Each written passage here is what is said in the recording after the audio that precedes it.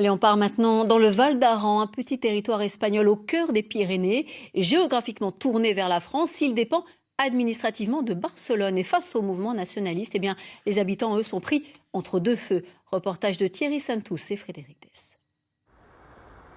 Face à l'instabilité de la Catalogne, le Val d'Aran et ses 6000 habitants sont administrativement espagnols, mais rattachés à Barcelone. Le chaos politique ne permet plus de voter les budgets et le financement par la Catalogne des compétences du Val d'Aran ne se fait plus. Santé, routes, éducation, culture, l'argent commence à manquer.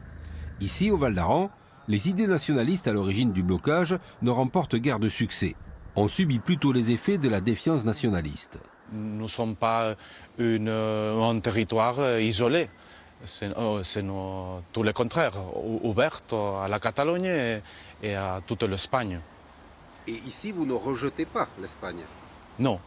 L'Espagne, c'est aussi une identité du Val d'Aran. Pour nous, il y a beaucoup de monde de l'Espagne. C'est un territoire ouvert.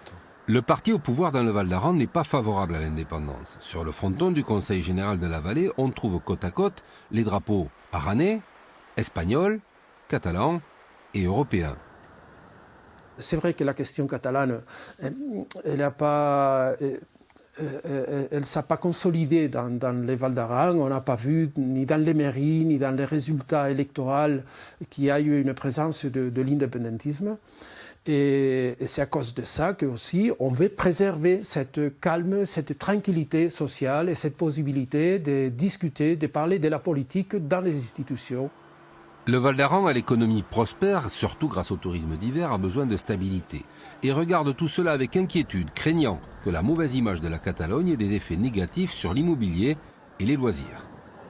Mais s'il est arrivé un moment que la Catalogne prenne une décision, je crois que les Aranais aussi ont avoir le droit de décider qu'est-ce qu'ils vont faire. Maintenant, on est lié à une administration catalane, mais il faudra savoir si les Aranais veulent continuer comme ça.